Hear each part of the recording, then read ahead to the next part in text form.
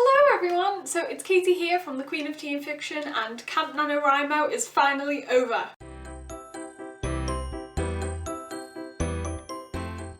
So it was the end of July a couple of days ago, which means the end of Camp NaNoWriMo, and thankfully I hit my word goal of 50,000 words and won the challenge. I feel like I should have a disco ball and party hats to celebrate, but I have none of that. So winning means getting that feeling of success, that you finally completed something. All that hard work and stress throughout the entire month has paid off, and winning also means you get your own really cute certificate. Even though I hit the word goal and won Camp NaNoWriMo, my story isn't actually finished. I mean, ideally I would have finished the story on the final day of Nano, so then I could have just kicked back, relaxed, cried and ate chocolate for a week straight. But no, I still have a couple more chapters left to write, so I'm probably going to take another week to get it finished. But I got the 50,000 words, won the challenge, so I'm happy with that. Now I just need to keep that motivation up to get to the ending of it. The final week of Camp NaNoWriMo, I am not going to lie to you, was a complete nightmare. I fell behind on my word count a lot.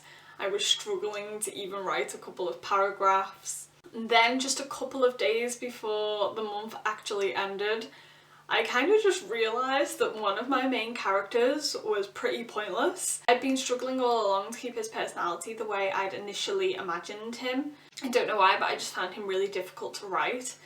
And then I realised that actually one of my minor characters was a lot more important than that main character. I just kind of had this major breakdown moment where I realised that the minor character should be in one of the main character's places, and I just had a meltdown. The whole story changed in my mind and suddenly I wanted to rewrite the whole thing. And I was like 2 days away from finishing Camp NaNoWriMo. So it was kind of like a good and bad thing, because it was utterly depressing because I wanted to change everything all of a sudden. But it was also kind of a relief as well, because I figured out what had been niggling me throughout that week. It was the fact that one of the characters wasn't right for the story. But since that main character already had a main part in the story, I've got to keep writing that until the end. So I've got to keep up with that character and give him the original ending that I planned, because I didn't have time to go back and change everything basically the way I would have had to have done if I decided to bring the minor character properly into the story. So what I've decided to do is to just finish writing the book as I originally planned, and then once it's finished, copy and paste the whole thing into a new document and then rewrite it with the minor character as a main character, and see if I do prefer it that way, see if that's what has been going wrong with the story all along. It's kind of good because I feel like I've solved a major problem. That main character just didn't have as much energy as I wanted him to, and I just thought that was because I was a crappy writer, but I just realised that it was him as a character. He just wasn't interesting. He didn't really have a part to play. I felt like his friendship with my protagonist was really forced and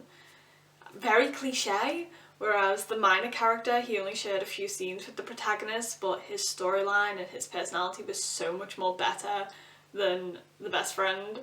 Even though it really disrupted my final few days of Nano and almost caused a complete mental breakdown, I am very glad that my minor character decided to demand more attention. So that was the lesson that I learned in my final week of Nano, is to never ignore your minor characters, because what starts out as a minor character could end up such a crucial part of your story. And even though it kind of means rewriting the whole thing, I'm excited for it because the story is going to be so much more better now. So that was my extremely hectic final week of Camp NaNoWriMo. It included a lot of staring at the laptop screen in utter horror because I felt like I was drowning in my story and I couldn't get back up to the surface. But at least I won. I got to the finish line.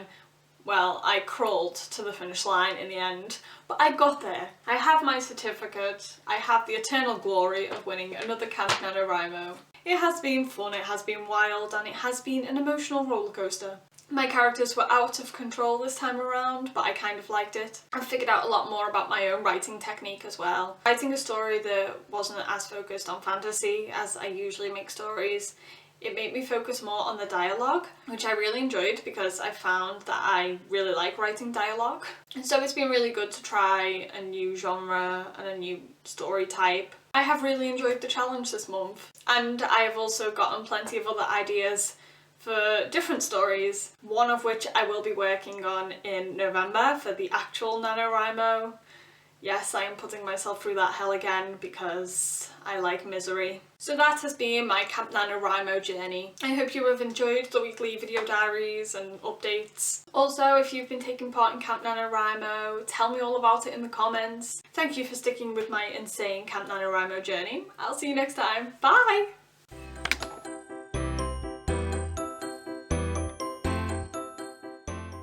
Hello everyone! So it's Katie here from the Queen Teen of Fiction.